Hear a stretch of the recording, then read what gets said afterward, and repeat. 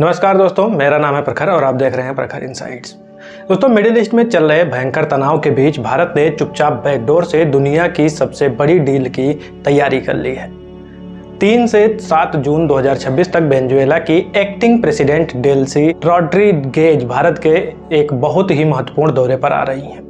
ये सिर्फ एक नॉर्मल मीटिंग नहीं है, बल्कि ऐसा जियोपॉलिटिकल टर्निंग पॉइंट है जो आपके और हमारे जेब पर सीधा असर डालने वाला है। तो सबसे पहले बात करते हैं हमारे पहले सवाल की।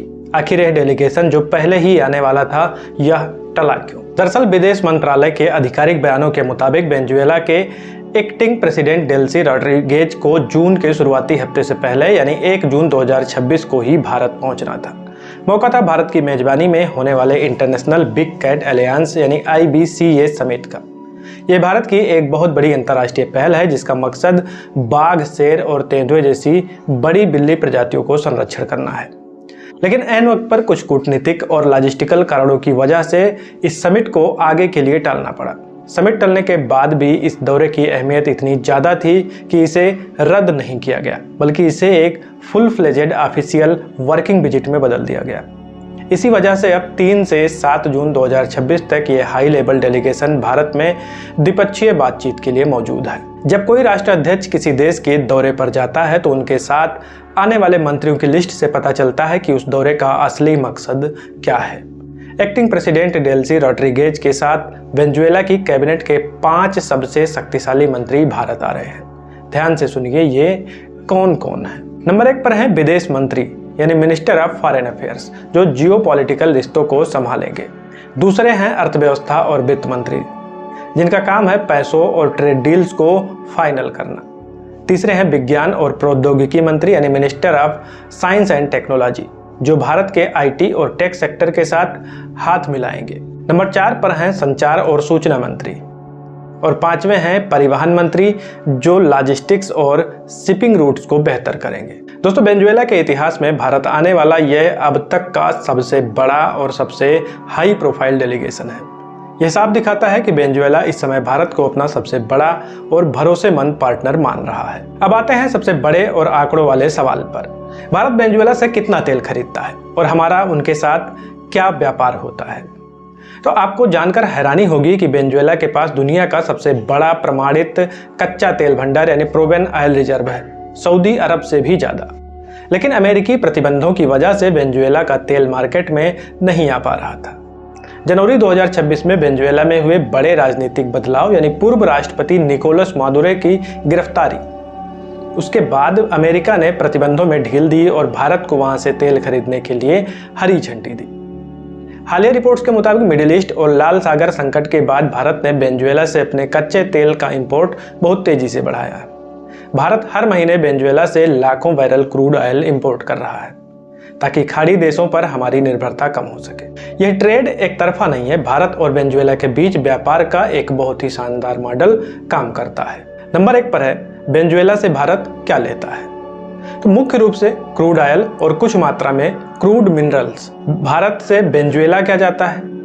तो भारत वेनेजुएला को भारी मात्रा में फार्मास्यूटिकल्स यानी जेनरिक दवाइयाँ, लाइफ सेविंग ड्रग्स और ऑटोमेटिव कंपोनेंट्स यानी गाड़ियों के पार्ट्स एक्सपोर्ट करता है। वेनेजुएला की मेडिकल व्यवस्था काफ़ी हद तक भारतीय दवाओं पर निर्भर है, क्योंकि हमारी दवाइयाँ दुनिया में किफ़ायती और असरदार होती हैं। यह डील सिर्फ तेल खरीदो और पैसे दो तक सीमित नहीं है। भारत की बड़ी कारपोरेट और सरकारी कंपनियां वेनेजुएला की धरती पर जाकर सीधे तेल के कुओं और इंफ्रास्ट्रक्चर में निवेश कर रही हैं। इनमें 2 नाम सबसे बड़े हैं। नंबर 1 पर है ONGC विदेश लिमिटेड। यह भारत सरकार की सरकारी कंपनी ONGC की विदेशी विंग है। ONGC विदेश ने वेनेजुएला के सिगाटो और सैन क्रिस्टोबाल जैसे बड़े तेल प्रोजेक्ट्स में करोड़ों डॉलर इन्वेस्ट किए हुए हैं। इस दौरे के दौरान वेनेजुएला में रुके हुए डिविडेंड्स और तेल उत्पादन को दोबारा बढ़ाने पर अंतिम मुहर लग सकती है। दूसरे नंबर पर है रिलायंस इंडस्ट्रीज। मुकेश अंबानी की रिलायंस इंडस्ट्रीज के पास गुजरात के जामनगर में दुनिया की सबसे बड़ी रिफाइनरी है। यह रिफाइनरी वेनेजुएला के हैवी क्रूड यानी भारी और गाढ़े कच्चे तेल को साफ करने के लिए दुनिया में सबसे बेस्ट मानी जाती है। रिलायंस वेनेजुएला की सरकारी तेल कंपनी PDVSA के साथ मिलकर long term crude supply agreements को रिन्यू और एक्सपेंड कर रही है।